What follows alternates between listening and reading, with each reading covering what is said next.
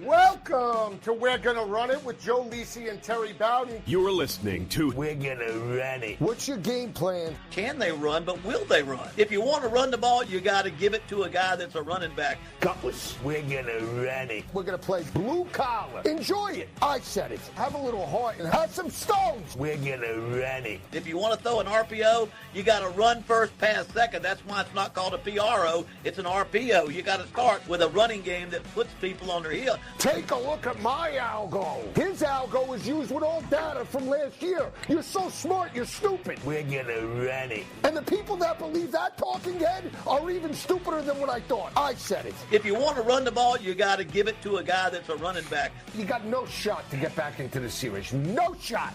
I said it. What's your game plan? We're gonna run it. Oh, baby, there is no tomorrow. Rivalry weekend, coach, on the horizon. Huge implications for not just conference title odds and championships, but obviously the college football playoff. Week 14 doesn't get better than this. Joe Lisi and Terry Bowden breaking it down. Coach, I could make the argument that this holiday weekend could be the biggest that we've seen. It's not just one or potentially two teams that hang in the balance for these games this weekend in conference championships. There's about 10 to 12 teams that are waiting and jockeying for position to either make it or break it in the top 12. Well, you know, it's funny. It wasn't that many years ago, and the argument was out there that a postseason playoff would affect the integrity of the regular season, would hurt the regular season. But you got to be kidding. With 12 slots in a college football playoff, there's 20 teams that are still in the hunt. There are 20 teams and 15, 20 games that are vital to determine who's going to make it. And so it's done nothing but enhance the regular season, especially the end of the season and the value of the conference championships. So, again, it's an opposite of what people thought. Those who did not want to play off, we're finding out that it's exactly like other people were saying. It's been incredibly good for the regular season. Right. Now, for teams like Ohio State, Texas A&M, they're in the clear. You know, they lose. I understand you don't want to lose to Michigan. You don't want to lose to Texas, but they have done the body of work so far up until this point where I still think that this loss this weekend doesn't affect them in any capacity. They are both in the college football playoff for the games that they won. Now, you can make the argument that A&M has faced sort of the lower seeds within the conference, and they haven't stepped up. But again, they still knocked off Notre Dame in South Bend by 1 point, a Notre Dame team that everybody wants to slot in as a top 12 contender because they reeled off 10 potentially straight wins. And we'll get into that game a little bit later. They're a 32.5-point road favorite over Stanford. Do you agree with that, or you still feel A&M could be on the outside looking in if they drop their last two games to Texas and then, let's say, an SEC championship?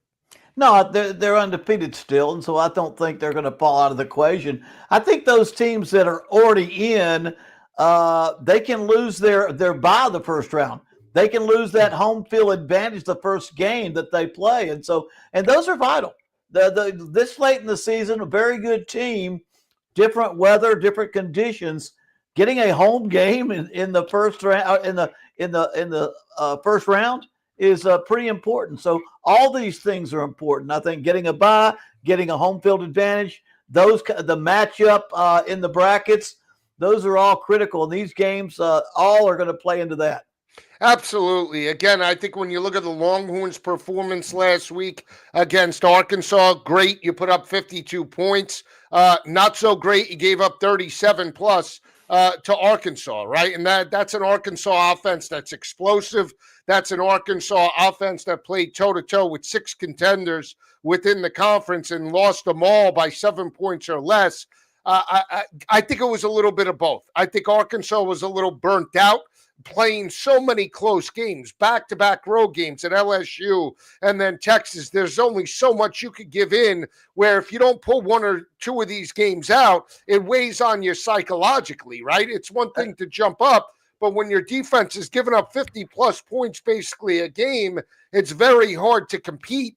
And knowing that you have to basically score on every possession, I still think Texas has weaknesses. Again, people are expecting the Longhorns to, play at home and just steamroll Marcel Reed in this Texas A&M defense for the most part. I don't see it happening right now. I'm still not sold on Arch Manning and the crew.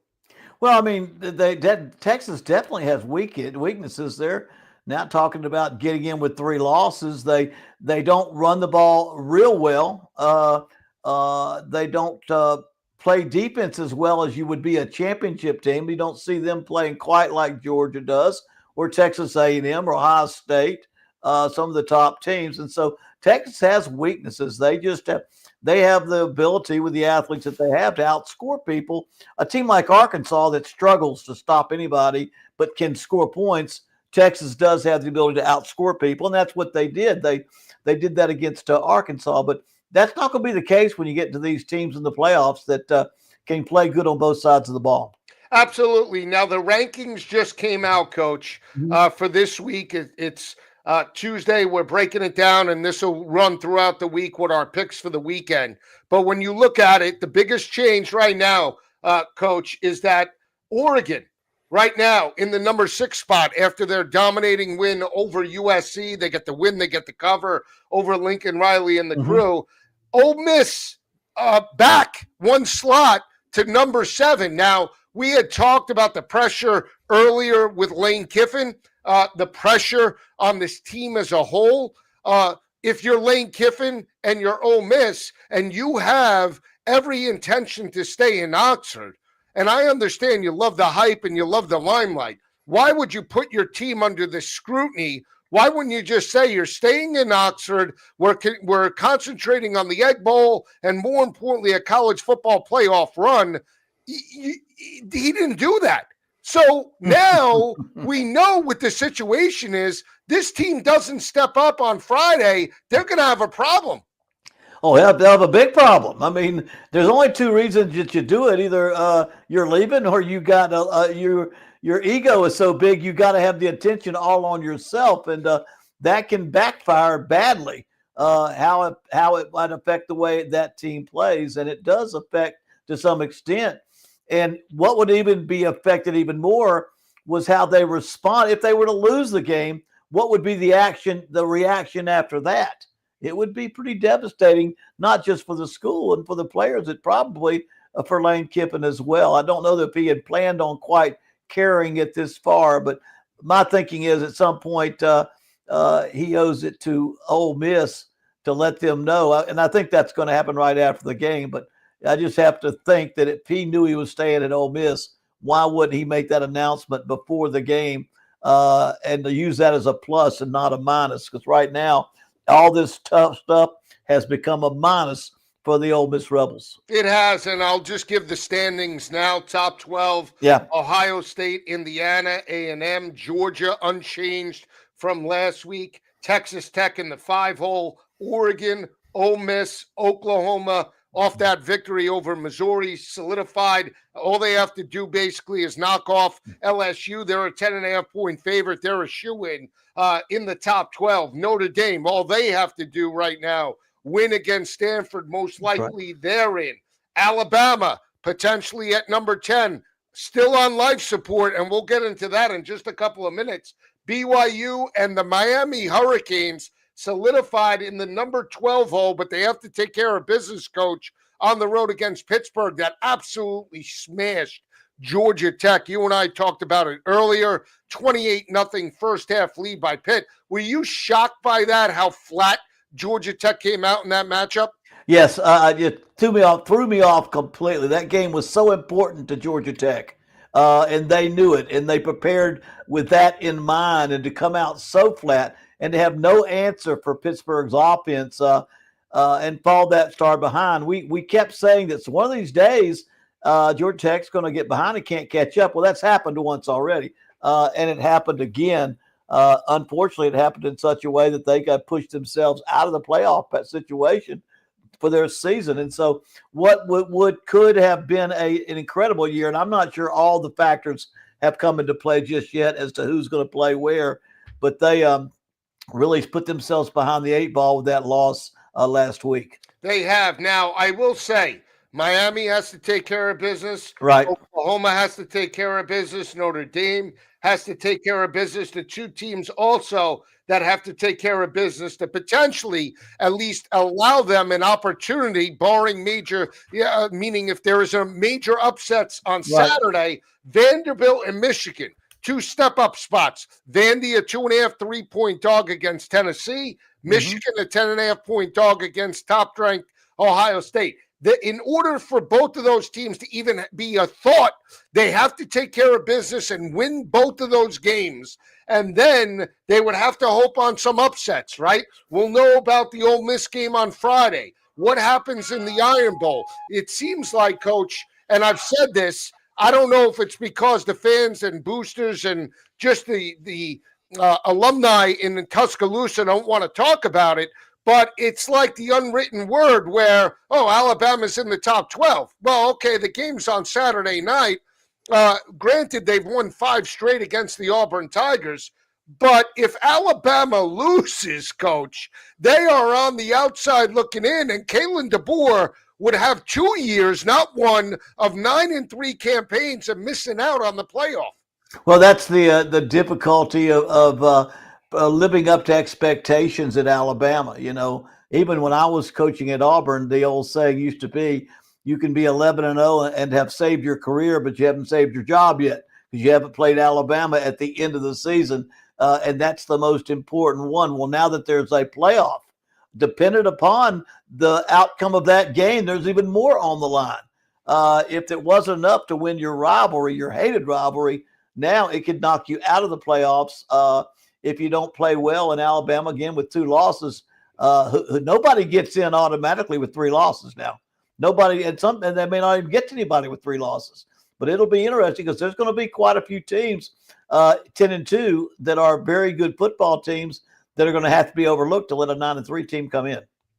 Yeah, and I think that's so. Let me ask you this: Yeah, if it's Texas and Bama, Bama with the win over Georgia, Texas with the win over A&M, they're fighting for the final spot. Who do you give the inside track to in that situation? No, my first thought right now is Alabama. I think they've got a better journey through their record, their schedule, better games played, had a better run after that first loss opening the season.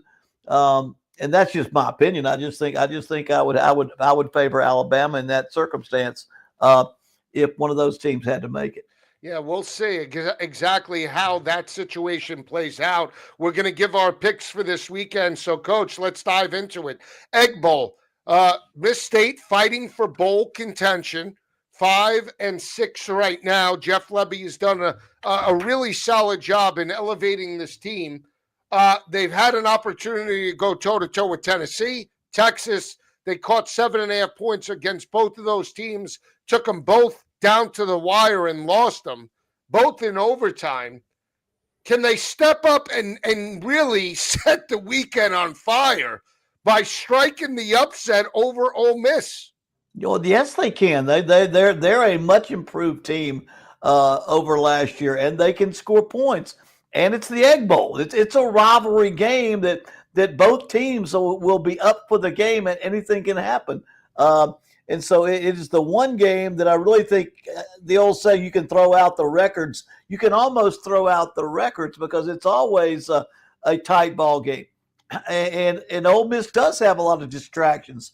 And Mississippi State is playing at home, and those cowbells will be going crazy in that stadium. So I don't have them winning this football game. I've got Ole Miss with this football game, but it could very easily with a mistake, a turnover, giving up an explosive play, it could very easily be an upset in the making just because of the nature of the rivalry and how big it is. Well, let me just say this. Ole Miss dominated the series right now. They've won 4 of the last 5. They won this matchup in Oxford last year with Jackson Dart, a lackluster, but they still pulled it out and won by 12 points, 26-14. I'm going to take the 7.5. The one thing I think that when you look at it, you're right, you could throw the records out. I think Ole Miss was a little bit burnt out in back-to-back losses against Georgia and Miss State. I think this is an opportunity to recharge the batteries. And I actually give the edge to Blake Shapen and this team right now. Blake Shapen has played in big games, won a Big 12 championship with Baylor years ago against Mike Gundy and Oak State. So I think this type of game will actually, he's not going to be flustered, right? Rivalry game. He's played in bigger matchups at Baylor when that team was basically 12-2 overall and knocked off Ole Miss. He knocked off Ole Miss in the bowl game, Coach. So yes, keep an eye out for that. That was the game that Matt Corral went down. So, he's not going to be phased. Trinidad Chambliss, it is amazing. He was a front runner for the Heisman. All he does is put up numbers. He's an afterthought now. I mean, it is a little bit ridiculous how he's tailed off with the media hype. Well, there's no rhyme or reason for why that is. It's the way the publicity goes from one game to the next. And Ole Miss they're not the games are not marquee games. It seems like with Ole Miss, but I'll tell you, he has one of the great stories of the season. I think him and Diego Pavia are two of the best storylines behind a Heisman Trophy award. What he has done from where he came from is truly amazing. And I do think Ole Miss will play. I do believe that Lane Kiffin can handle this distraction. I do think the team will stay focused. I do think they're all if it were to lose, it'll be because they make mistakes or something happens in a turnover, explosive plays. But I do think Trinidad Chambliss and the Ole Miss Rebels will play a very good football game. It'll be tight because all rivalry games like this are almost always tight. But I think it's a 7-point difference. I think that's probably likely what the difference will be, about 7.5 points. That Ole Miss can get through this game and overcome all the publicity on the wrong things.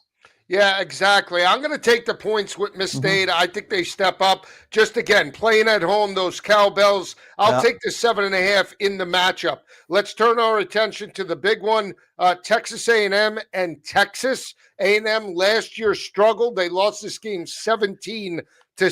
But again, Coach, I think they have the better quarterback. I think they have the better defense. I think they have the better coach. And I understand Texas fighting for their lives. But I've seen too many times where Texas has played down to the level of competition. I love Arkansas more than anybody. I love Taylor Green, Mike Washington, the Omega Blake. People know if they listen to the show and me on the network, I rave about the offense. We know their defense is absolutely pathetic. You're talking about a team that is undefeated and knocked off Notre Dame and some of the big boys. I'm rolling. I'm laying the 2.5 in Austin Friday night. I'm with you. I'm all the way with Texas A&M. They have found a way, like few teams have, is to win every single ball game. Again, they have a quarterback that can throw it if he has to. He can run it with his legs. Defensively, they can put pressure on the quarterback. And remember, Arch Manning has not played as well when he gets pressured. When he's got a lot of traffic in front of him, he has not come through. Texas doesn't play as well in big games. Yes, it is at home. But Texas A&M has a great third down defense. They put pressure on the quarterback, and Texas cannot turn to the running game. They don't have a running game to turn to. So they've got to go out there and put Arch Manning in a most difficult situation, and he has not proven to be polished in those situations just yet. I've got to go with Texas A&M. And Cassius Howell, 11.5 sacks on the year. The kid's a maniac. I mean, the kid plays with a motor. It's almost like Myles Garrett, coming off the edge. They can't contain him. They couldn't contain Georgia, Coach. They're going to contain and I think if A&M and Georgia play in the SEC championship, I still think Georgia's the most complete team in the conference. I've said that, even though they lost to Bama in the early part of the season. I believe in what Kirby's building. I believe in the physicality of the rushing attack, and that front seven has come on. That being said, A&M still defensively, their third down defense is as good as anybody up there with Ohio State. I have not seen the consistency, to your point, of Texas have an identity this year. It's been when, they get the passing game going, when Arch has basically 5 seconds to throw. To your point, against the better front sevens, even Florida really abused them in Gainesville, right? Mm-hmm. I mean, and Florida has an above average front seven. So I'm with you. I'm laying the wood with A&M. Would shock me, Coach, if they win this game handily, 10 points or more, just because I just think they have their eye on the prize, and I believe in Elko more than I believe in Sarkisian in this spot. Yeah, I'm with you. I'm with you there. And again, it may be close at by halftime, but I do think Texas A&M pulls away. And I would think this one more than others this weekend coming up has a chance for Texas A&M to run away with it. When I say run away with 17 points, 14 points, get on out there and comfortably win the football game. Absolutely. Let's turn our attention to the battle in Atlanta. Keyword, this game is in Atlanta, but it's not at Bobby Dodd. It is, in fact, in the Mercedes-Benz Dome. That's technically, you could say, the advantage Georgia Bulldogs, because Georgia travels. You're going to have a bunch of Bulldog fans come there. Granted, we'll see. Now, Georgia, from the series perspective, has won 7 straight against the Yellow Jackets. However, Georgia Tech has covered the last 2 against the number. 2 years ago, they lost in Atlanta 31-23. Last year, it was a 44-42, 8 overtime win for Kirby Smart and the Bulldogs at home. Haynes King is the difference maker. They looked absolutely pathetic defensively in back-to-back games against Boston College and Pittsburgh.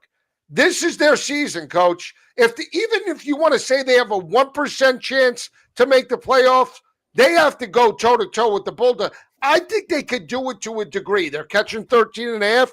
I'm going to take the points with Haynes King. You know what? I like the points too with Haynes King. 13.5 is just enough. Georgia's too good. Georgia has a chance to go a long way through the playoffs with the football team that they got.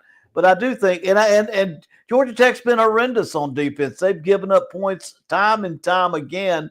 But I do think they play their best. It's a huge rivalry, and when you kind of throw the records out the window, Haynes King almost always ends the game by taking control of the situation.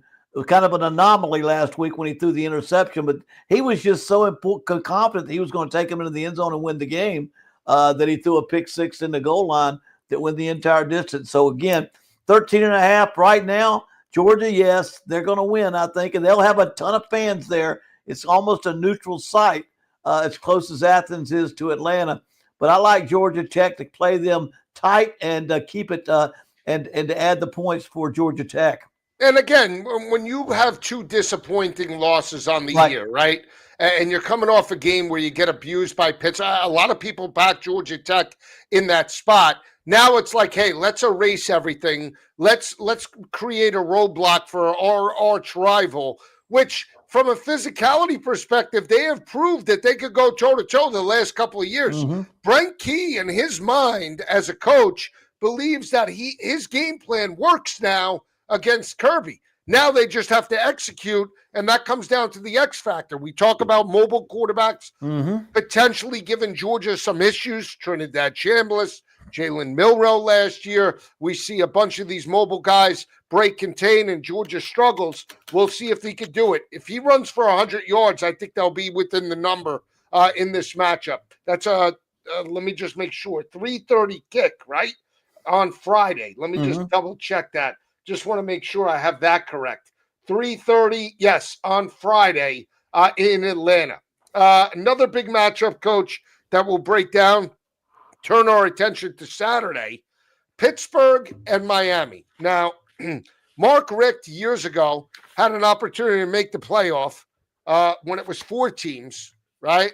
Back in like 2017, and they waltzed into Kenny Pickett and Heinz Field at the time against a freshman quarterback, and they came out with a loss because Pittsburgh smacked them around on a cold weather day.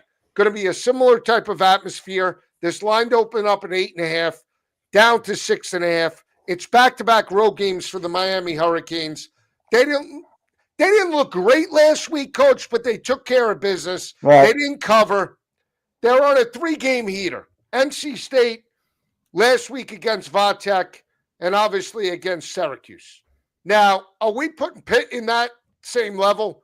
The way Pitt played last week, I mean, I think they're as good as anybody in the conference. So they bring that type of effort at home as a home dog. I'm going to take the 6.5 with Narduzzi. He's playing with house money. More pressure on Cristobal to win this game.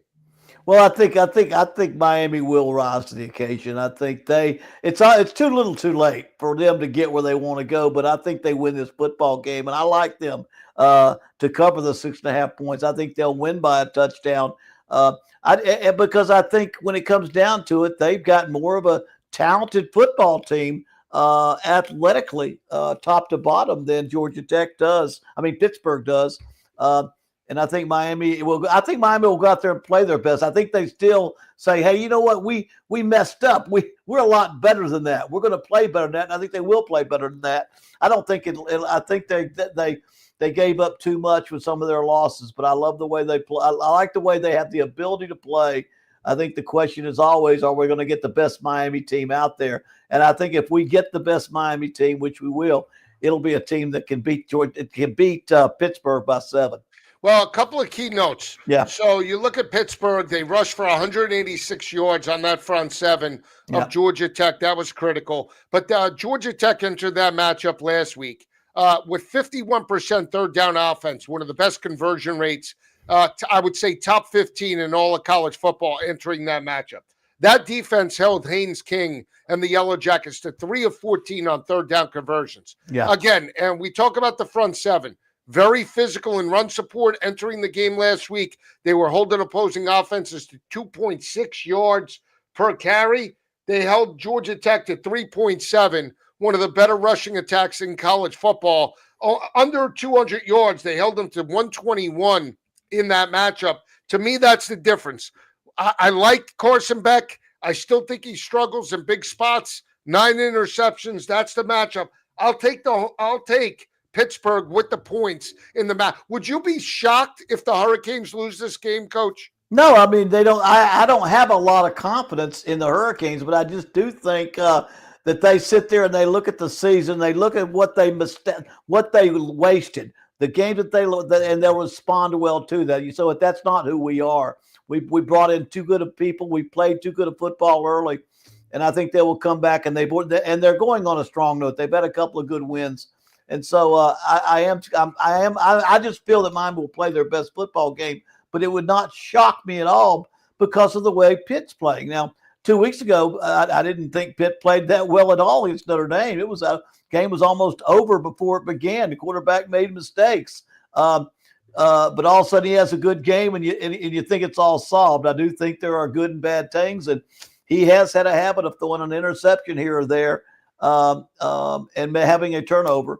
But anyway, it should be a good game, and I wouldn't be shocked if Pittsburgh won it, but I do believe Miami will cover on this game and with the points.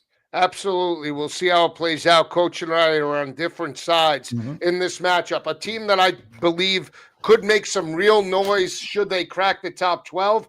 They're in great position right now, Coach. This Oklahoma team. Now they're going up against a team that I love in LSU, but they lost this game by double digits last year. I have no confidence in Michael Van Buren and this team. They struggled against Western Kentucky last week, couldn't cover a 21.5-point number, only put up 13 points at home. And now you have a team in Oklahoma that shut down Bo Perbula and that rushing attack with Ahmad Hardy. To your point, they held Hardy under 100 yards. Very dominant effort. They're holding opposing offenses to around 2.5 yards per rush. LSU can't rush it. To me, that's one-dimensional. I know their offense has been struggling, but still give me John Mateer in this spot. I'm going to lay the 10.5 with Oklahoma or 10 points. I think they win the game handily against LSU. Yeah, I'm with you on this one. I think if LSU couldn't score but one touchdown against Western Kentucky, they were 3 for 13 on third downs. They had 9 penalties. We're not seeing a polished, sharp LSU, and on top of the fact that they fired their coach, they put a backup quarterback in. They cannot score points.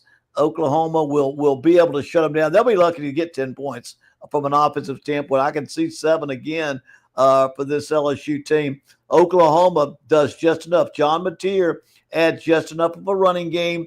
He manages the offense well.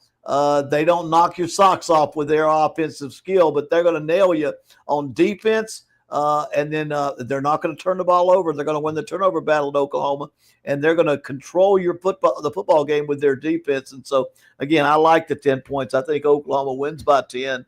It's at home, and they know they've got a chance to really have a special year. And I'm calling it Benny Ball there because Venables finds a way to play great defense, stuff the running game, and win the turnover battle. All right, we'll see how it plays out. It's a crazy total, 38 and a half for an LSU and Oklahoma game. If I would have told you that at the start of the year, you would have said I'm nuts in this matchup. We both like Oklahoma laying the 10.5 against LSU. Yep. Let's take our attention to the Iron Bowl. Yeah. I talked about it at the start of the show. You know this series very well. You were on the field last week celebrating your 1993 undefeated season. That team, you said, right? National champions. Right. That was the year your dad knocked off Nebraska, his first national championship. But you look at this team in Auburn. They've lost 5 straight to not to Kalen DeBoer, but to the Alabama Crimson Tide. They lost this game last year by double digits. They're at home. They're catching now 6.5 in this matchup. We saw Deuce Knight step up in the out-of-conference win last week. They're going to go back to the former Stanford and transfer in Ashton Daniels that came on in the win at Arkansas. Coach, this could be my game of the year, game of the century. I think Auburn's going to strike the upset. Yep. I think that defense is going to come. They're going to play with their hair on fire. I just think there's so much pressure on Alabama. And it's amazing that nobody seems to be talking about it on the national landscape. It's like almost blasphemy. You can't even mention that if Alabama loses the Iron Bowl, we already have them shoot in for a college football playoff appearance. Well, I promise you, if you're an Alabama fan and you live in Alabama, you know what the situation is. This is at Jordan-Hare Stadium. We've lost 10 out of 17 ball games. When the Iron Bowl has played at Jordan-Hare in Auburn, Auburn has won 10 out of 17 times. The underdog quite often wins. When I was there, we beat them in 93 and 95 as underdogs.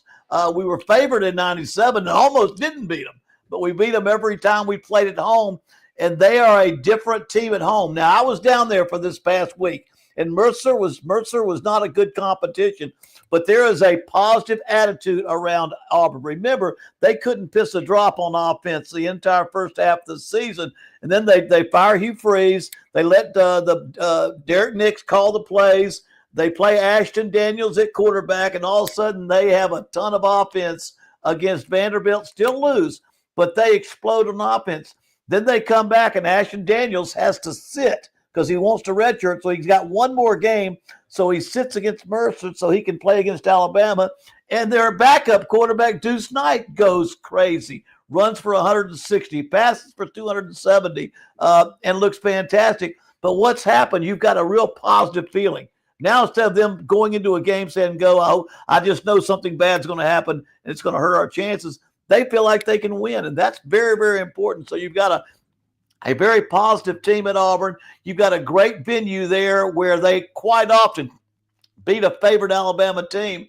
And I just think with the way, like you said, the way they play defense and the excitement they've got with this quarterback, they can run pretty good and throw, that we see the upset. And again, I've got a walk-off field goal. When these games are close, it will be tight because this is a rival game.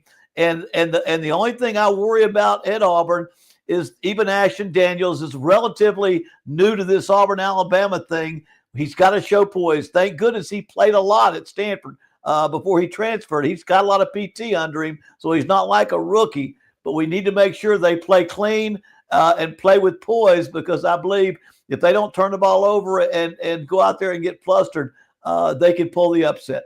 Absolutely. And again, I think it's the unwritten word where nobody's saying there's pressure on Alabama. When has Alabama been in this spot yet again in back-to-back years where they're facing a potential knockout for the college football playoff, right? This game last year when they lost to Oklahoma, that basically solidified them being on the outside looking in, right? Again, when you look at Kalen DeBoer, nobody's talking about it, but he's definitely on the hot seat, right? He loses this game. I've heard fans, and I've argued this back and forth, debated. Give him time. He needs his recruits. That's good if you're at Oklahoma State. That's good if you're at Baylor. That's great if you're at Boston College. It's not great when you're at in Tuscaloosa and you're following the best head coach modern day potentially ever with 7 national championships. There's a level of expectation. It's almost like the Yankees in New York. You can't just be mediocre. The fans will hate your guts, right? I mean, if you hear Alabama fans say, well, we'll give him time, we're aware. That's not the truth, is it, Coach? No. If he doesn't get to the playoffs or the SEC championship this year, then he's on the hot seat. In fact, you'll spend half your career on the hot seat at Alabama if you go 2 years in a row without being in the playoffs or winning the conference championship. You're going to be on the hot seat because they know they've had too many coaches that could do it. And they don't tolerate any time at all someone who can't. And if they've got to go through a few coaches, they'll get the right coach there. But right now, DeBoer, I think he understands the importance. I guarantee he's got a little tight. He's a little tight about midweek right now going into this football game because he knows this could be a disaster of a season if he were to lose this game. It's just amazing, the SEC, that you could have the kind of year they've had. And it would be a disaster for them to finish up with a loss to Auburn. Yeah, absolutely. I think it's funny too, Coach. He's got a little sweat in his shorts, doesn't he? Nobody, where you're sweating when the game's on the line. You know what I'm talking about? Yeah. A little sweat in the shorts. We didn't expect to be here, right? When you lose to Oklahoma, and again, that was another game. Just shoot, just walk out onto the field and just knock around the Sooners because they suck. Right, that was the mindset in Tuscaloosa, and then that was a huge wake-up call. And now it's just like crickets when you hear about it, because I watch the message boards, I watch social media.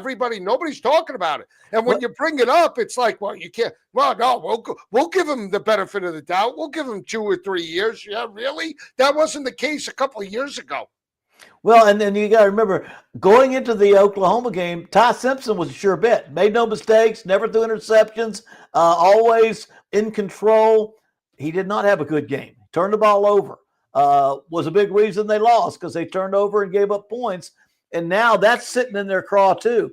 They don't have a quarterback that's great every game, that doesn't make mistakes every game. Now they got somebody that could play hot and cold, and this is not a game where your quarterback can afford to not be on top of his game. And so not that I think that Ty Simpson will crack or crumble, but he's shown against a good football team he's beatable as well. And I think Auburn defense may be, remember the game they played against Oklahoma, their defense is right there in line with Oklahoma and how good they are. Yeah, absolutely. Again, I want to see how this game plays out. I love that kid Atkins. So quick question before we go to the Big Ten games. DJ wins this game, wins it by 7 or more. Who's getting the job at Auburn? I still think they've got their eyes set. I believe they've got their eyes set on John Summerall. Because do you? I do. I believe that's the guy. I don't have any inside information except I know John. He is from Alabama, Huntsville. His wife went to Auburn. He was at Troy. That's where he had great success, won 2 conference championships there. That's not but about an hour from Auburn. He's won 2 conferences now. It looks like at Tulane he's going to win his second one there. His resume is built up comfortably. He's an Auburn type of guy, defense. Now, saying this, I don't know that it goes together, him and Durkin, because he's got a defensive court. He's got defensive background himself. And it would not bother me, I'll be honest with you, if I hire an offensive guy that keeps Durkin if they can. because I think that's a successful route too. I'm just looking around for what's available out there, and I think seems to me the best chance they got to get a coach that everybody now is talking about is John Summerall at Tulane. Yeah, again, John Summerall, again, his team is in contention potentially down the road. We'll see exactly, what transpires. But again, blue-collar coach, preaches physicality. Right. They went with Harsin, more of an offensive mind, didn't work out. Nope. Hugh Freeze, offensive mind, didn't work out. So we'll see. I mean, the key for Auburn, and you and I have talked about this, is, let's look at the quarterbacks that they have had, right? Especially with the Hugh Freeze era, and just knowing that you had Malik Willis, you had a wide open mobile quarterback. You had you recruited Caden Salter. You brought him in, right? That was his recruiting class as well. And then you go to Peyton Thorne. You'll allow Robbie Ashford to break away to go to South Carolina and then Wake Forest. Again, what are you thinking? Peyton Thorne was not a right fit with all the money. And there's money at Auburn, right, Coach? Enough to get an above-average quarterback. They went to Michigan State to get their quarterback. The kid wanted out of Michigan State after the situation with Mel Tucker. You're telling me you couldn't get a kid from Louisiana, Texas, that's mobile, that has a rocket of an arm? I just don't understand that. Auburn, I guarantee it, if Auburn wants a quarterback, they can get a quarterback. They have got the money behind them to get that quarterback, and they can. Just like when they got Cam Newton. I'm not saying it costs money, but when they have to get one, they get one. And I think that's what they want to do. Now, the question is, do they feel like they've got enough of a future with these two young quarterbacks they've got? Because they've got two that are pretty good, but do they have a Cam Newton? Do they have the best guy in the country? I mean, that's kind of what you want. When they went out there and won huge games, they grabbed a Bo Jackson, or they grabbed a Cam Newton, or they grabbed a great skill player. And I think that's kind of what it takes for them to step up in that next move. But I like their future. I think they've got they've got a chance right now with some quarterbacks on their roster to go forward as well.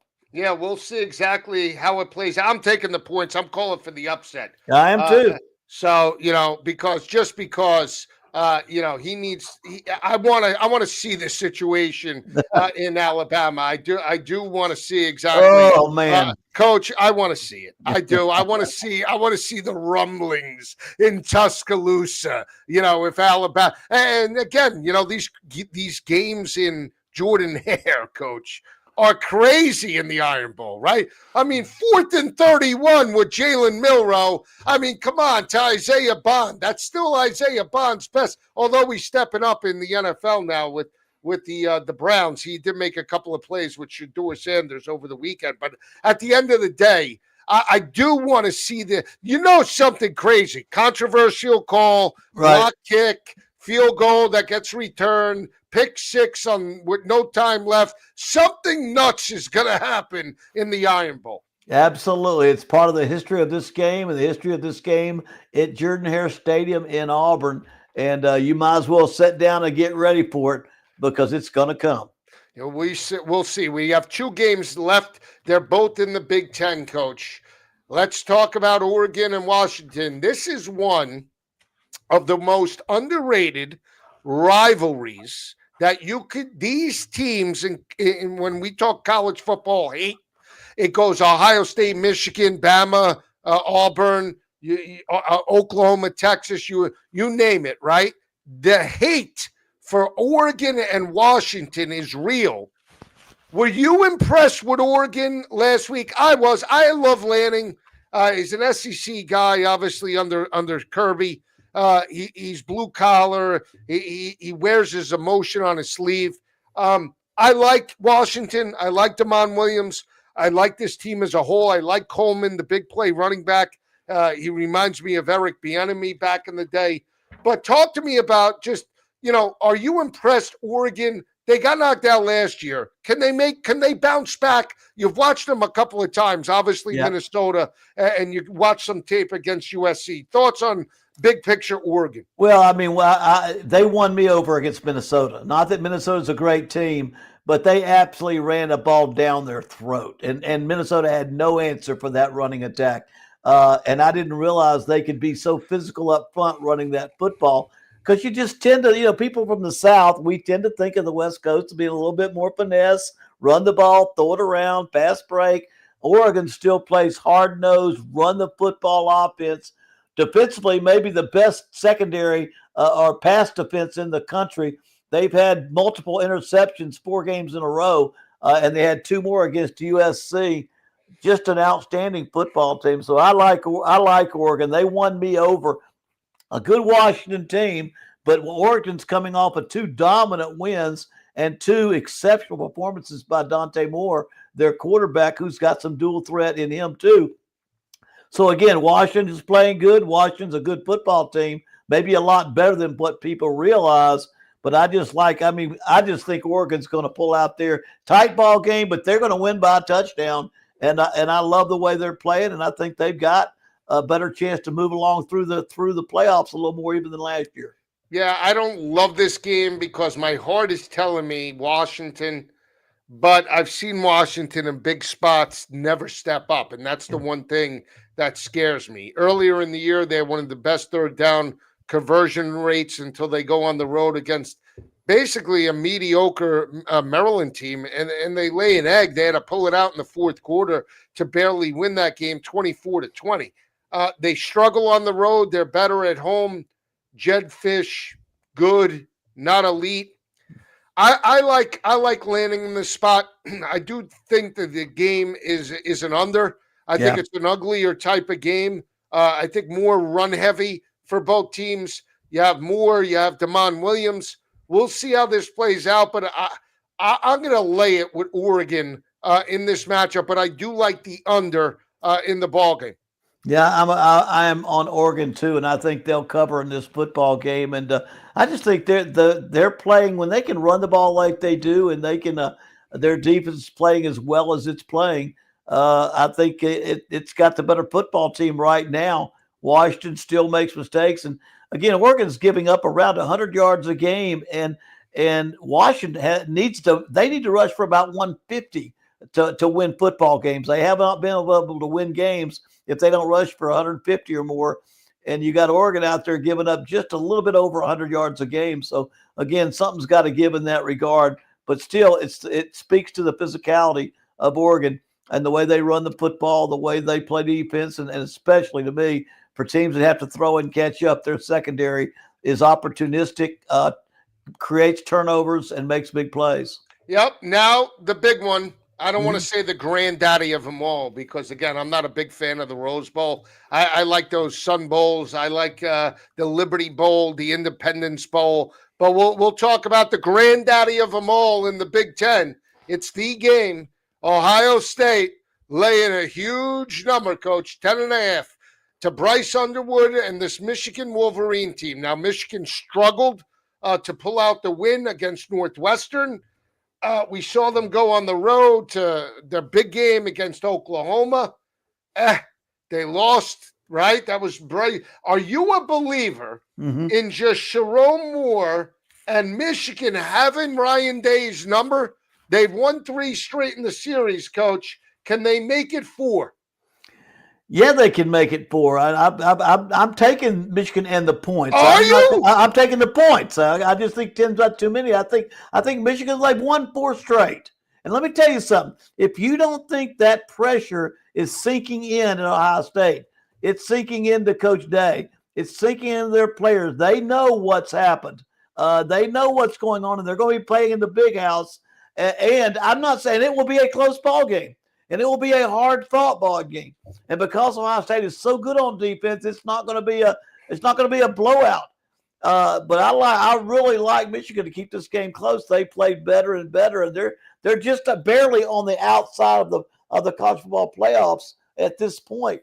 And I just think they've become a very good football team. And as much as we've said they're about a year away because they got a freshman quarterback, well, it's a year later right now. And again, I think the Ohio State, they if they get tight, if their head coach is tight, it'll be reflected by how the players. He won't be able to keep that from his players, so he's got to make sure he stays loose too. But he knows he's 0-4. I'll be honest with you. you can win a lot of games. You can win conferences and championships, but the fans are not going to make you feel comfortable as the head coach of Ohio State if you don't beat Michigan. I don't care what kind of trophy you got in the cabinet. If it ain't one over Michigan, they're not happy.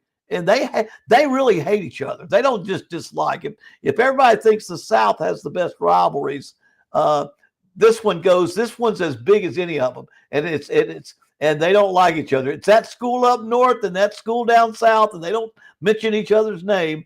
And I think Ohio State right now, they begin to feel the pressure as we get toward the end of the week of, man, we can't afford to lose this. And what are people going to say? We really mess up everything if we lose this ball game. It's a lot riding on it as far as the perception of where our program is and what we've got to do to be a great football team. It is. Now, I said 3 straight. I apologize. It is 4 straight by an average margin of victory of 11.5 points per game. Last year, line opened up at 20.5. We saw 18.5s in the market. I know because I was on Michigan in the matchup. Right. They won the game outright 13-10.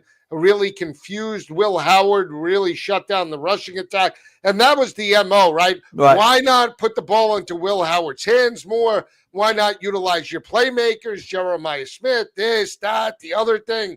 And, somehow, some way, Ohio State just put together a 4-game win streak to win the national championship. But to your point, it's a thorn in the side. And you've coached in Ohio, right outside of Cleveland and Akron. You know how the fans are for the Buckeyes. You've coached in rivalry games, obviously in the Iron Bowl. This is as big as it gets. And again, there's always now – when you have Michigan and Ohio State, Michigan gets the victory. Alabama loses the Iron Bowl. That opens up everything where now Michigan, you can make the argument. Yeah, they have a chance. Absolutely. They have a chance. That's how big it is to beat Ohio State and what it can do for their season and for the way they finish up the season. Going to be a great it's going to add a whole lot of mess to this playoff picture, which we are going to probably see some things we're not expecting this weekend because, like you said at the beginning of our show, there's 15 or 20 games that affect somebody that's in those top 12 or somebody that's going to be in that conference championship game, and every one of those affect who's going to make it and who's going to move forward. Do you have a bye? Do you have a home field advantage? All those things will be decided this week. On about 80% of the time. Right, and not only that, they lose to Michigan, they potentially lose the top overall seed in the college football playoff. Even though they knock off, let's just say, Indiana, they'll still be number 2 if Texas A&M rolls through Texas and then wins the SEC, right? So you have to keep par. You want that number 1 overall seed as well for seeding purposes in this matchup. A couple games, and just get your thoughts. We talked about it earlier. Clemson, South Carolina. If Clemson's already a shoo-in coach for a bowl game, but just on Dabo, you think there's no doubt he's coaching on the sidelines next year? Oh yeah, there's no question. To me, he is a part of their culture. He is a generational coach at their institution.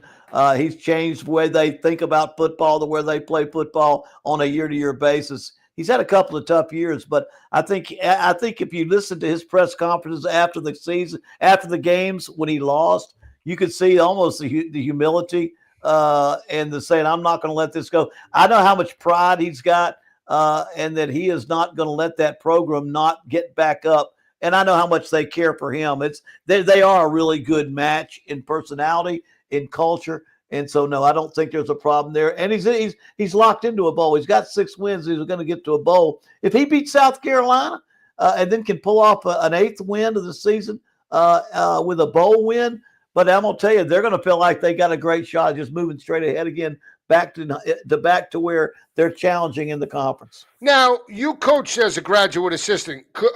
Assuming, to your point, they win 8, right? Let's say knock off South Carolina, and then all of a sudden they win the bowl game.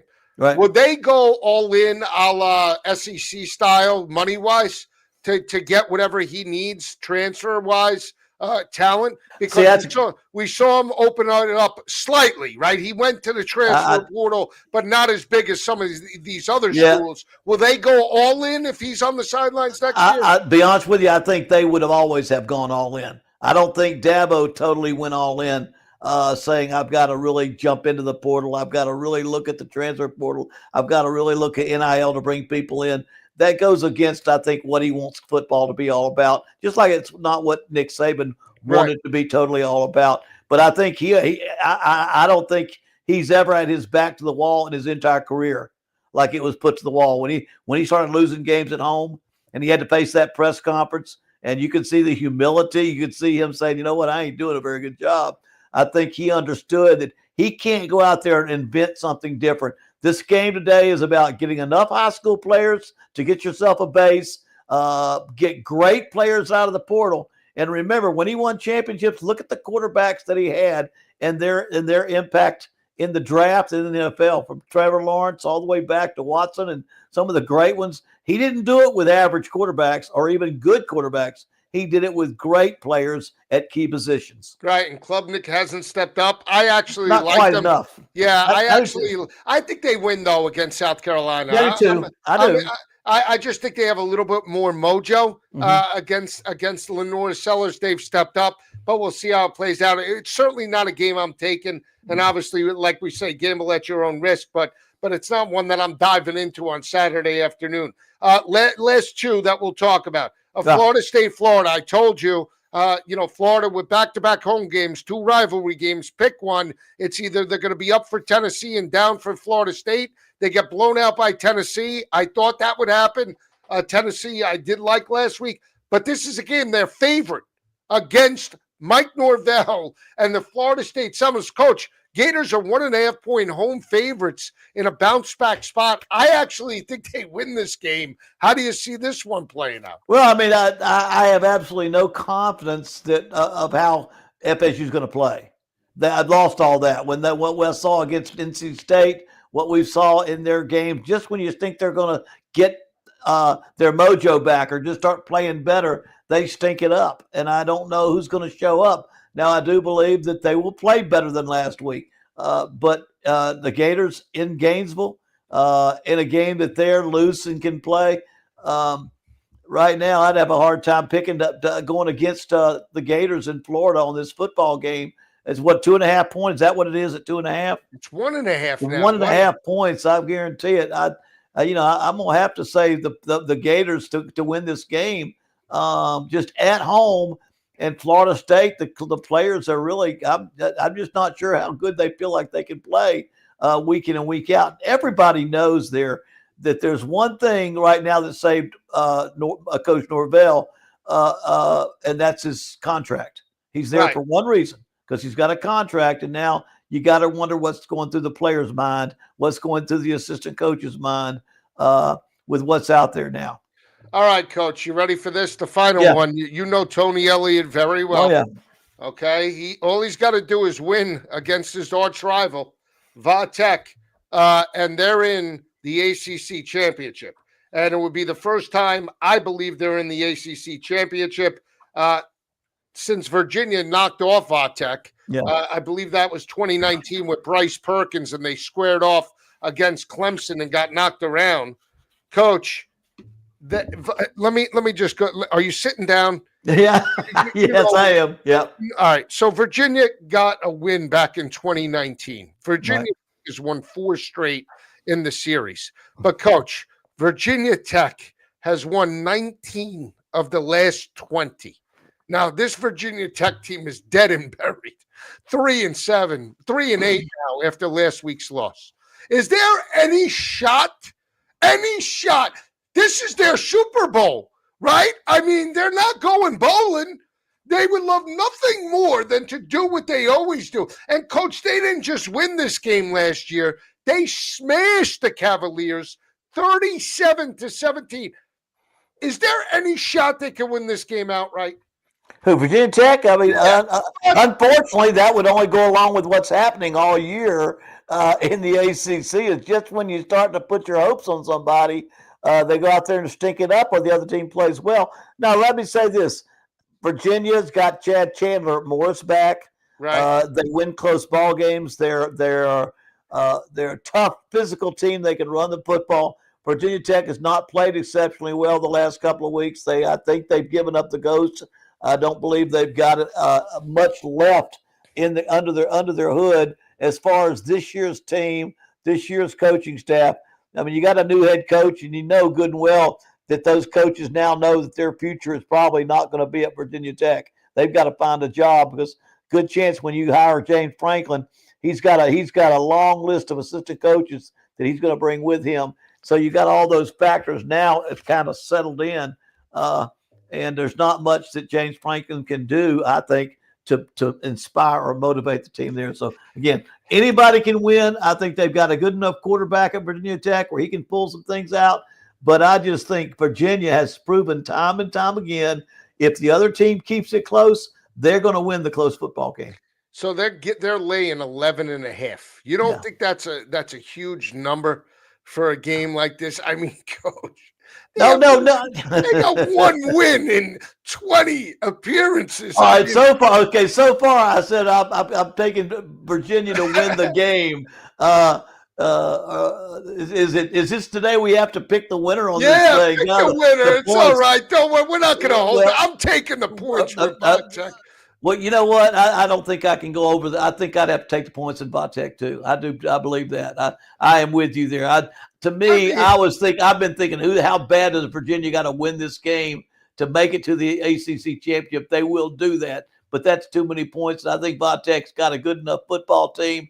And like you said, Virginia does not win this game very often. I don't think you can look just like you can't look at the home schedule, the home record of Dabo Swinney this year and compare it to years in the past. I'm not sure you compare this Virginia team to any in the recent past at Virginia, but I would take the points. I would take the points and Virginia Tech in this game. Coach, I'm with you on that one. I'll tell you this: if I was Tony Elliott this week, I'd be hanging the garlic in the locker room. I'm just warding off hanging the garlic. I might have the garlic hanging out on the sideline or wear it around my neck for this game as a necklace. I'm just saying, you've lost 19 of the last 20 to the Hokies. Yeah. All you got to do is win this game. 1 point. Hey, he ain't worried about that 10 points. All he wants is one more than the other team. I'm telling you, I'd break out the garlic cloves. They'd be all over. We'll see how these games play out this weekend. It's going to be fantastic. We'll be back next week. Obviously, we'll have a much better understanding. Conference championships, who's in, who's out, who's jockeying for position. But this is it, Coach. We have a great slate of action from Thanksgiving. There's one game, Navy and Memphis, straight through the weekend. And by the time we're on next week, we'll know exactly how we stand. We wish everybody a happy Thanksgiving. Enjoy the games. Coach and I will be back next Tuesday, breaking down the conference championships and obviously recapping all of the Week 14 action. For Coach Bowden, I'm Joe Lisi. Have a great holiday. Enjoy the games. We'll see you next week. So long.